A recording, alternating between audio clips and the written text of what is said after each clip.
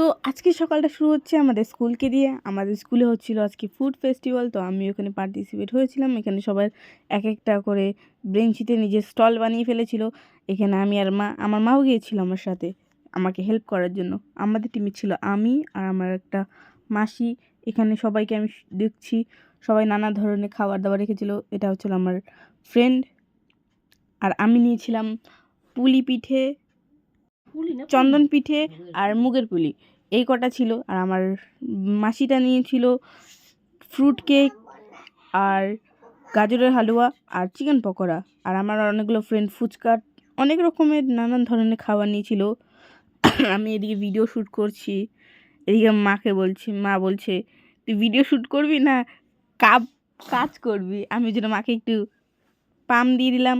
এখন হচ্ছে আমি দেখাচ্ছি সবাইকে। ওখানে আমার বুনু বসে আছে, এখানে আমি মেনুটা দেখাচ্ছি কি কি ছিল। এখানে আমি বাড়ি চলে এসেছি।